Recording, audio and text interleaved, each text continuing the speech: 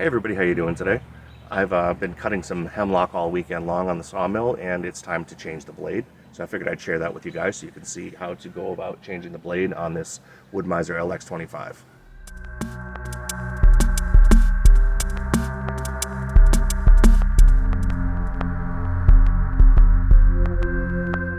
Okay, so first off, let's talk about how you know when the blade is getting dull.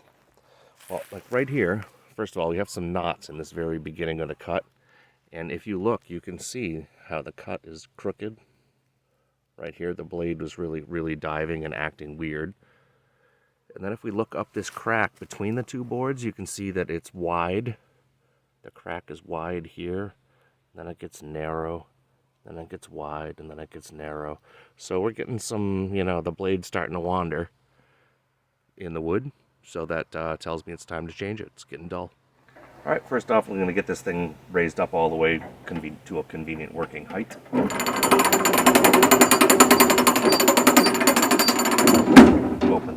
Open the cover, which is a rubber strap on each side. This one's already open because I peeked earlier. And these two little metal tabs. It moves up and latches. All right, so here we are on the back on the operator side of the saw. And this is our blade tensioning nut right here. So I'll loosen this guy up and take off the existing blade. Okay, when you buy a Wood-Mizer, they do give you a blade tensioning wrench. So get this guy loosened up.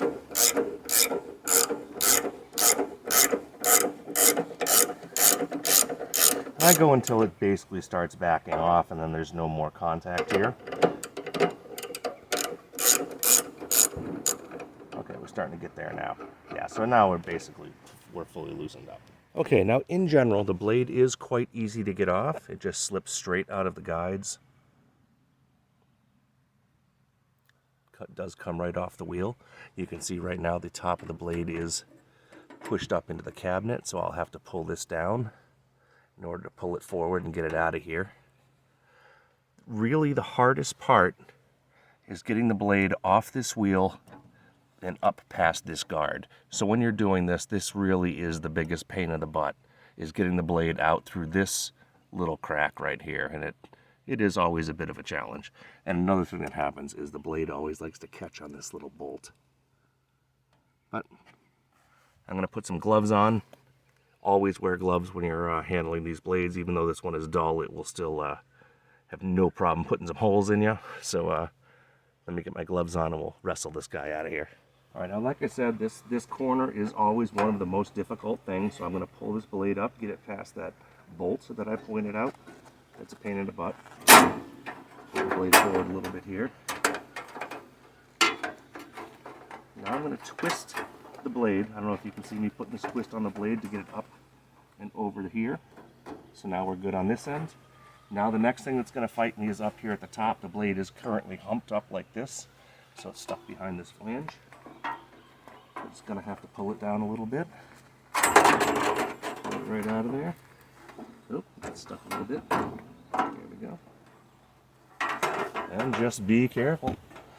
Just remember this thing is super sharp.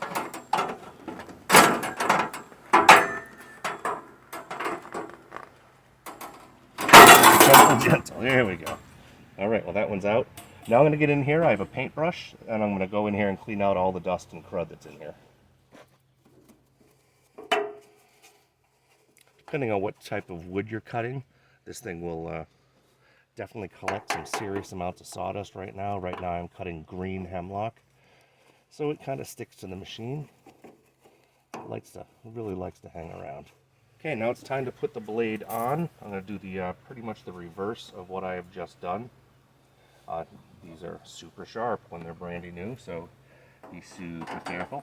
But like I took off the top last, I'll get the top on first.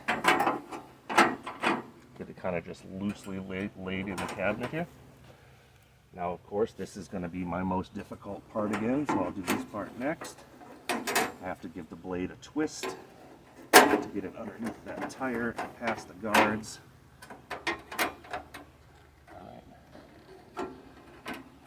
in between these two blade guards right here. In between these two blade guards here. Almost there. It's a little fussy. There we go. Almost on.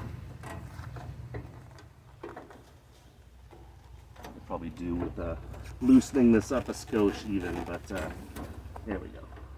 Now we're lined up. Okay, now in this particular saw, the next thing we have to do is get the blade to be about in the right spot on the tires. So let's take a close look at the blade itself. Okay, now blade tracking is where the blade is riding on the tires. If it's pushed back here like that, it's tracking too far rearward. If it's pulled way out here, it's tracking too far forward. So you want this blade to ride in the ideal spot that the manufacturer recommends. On this saw, it's in the gullet right here, the deep trough underneath the teeth. You want to have about an 1/8 of an inch space from that gullet to the tire. And that's kind of hard to eyeball, but what's interesting is a little bit later in the manual, if you read, they also say if you reach on the back, so back on this back side of the rim, the blade should be flush with the back of the metal disc. So that is actually the easiest way to get this blade on in the right spot before you tighten it up, is to feel behind. Obviously careful because you got this brand new sharp blade on here, but making sure that the back edge of your blade is flush with the back edge of your rims. Okay, I now have the blade sitting on the rims and tires in about the right spot. So now it's time to tension up the blade. Again, we're going to tighten up the same bolt we just loosened previously. But this saw has a guide, basically. And it's a black piece of metal in here that's this threaded rod runs through. And this galvanized bracket. You tighten up this nut, this metal bracket will move inwards until it gets totally flush right here, and that means your blade is fully tensioned. Okay, it's time for me to tighten up the blade, so just keep an eye on this black metal plate here, and I will tighten that up.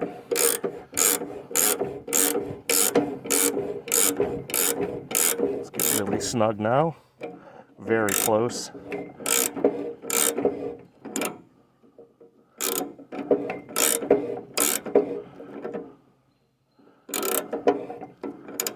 And there we go. Now we are nice and flush on the inside. And additionally, this is another gauge. And if you look, the end of this bolt has gone through the guide, and it is now flush on this front edge. So we're all tightened up. Okay, everything's tightened up now. We turn the wheels a few times. Minding your blade, I should probably be wearing my gloves. Okay, now let me check the back. Yep, we are fitting well here. Yep, we are still tracking very well. Everything is flush to the back of the rims. So we should be good to go. Close that up. Rubber strap on each side. All right, well that's about it. It takes maybe 15 minutes all told to change the blade. It's a relatively easy procedure. Basically, you just got to, of course, be exceptionally careful. They're very sharp. But besides that, it's not too hard to do. So I hope this helps somebody out there, or just satisfies your curiosity if you don't have a saw yourself. Thanks for watching today, and hope to see you soon. Here's a motorcycle.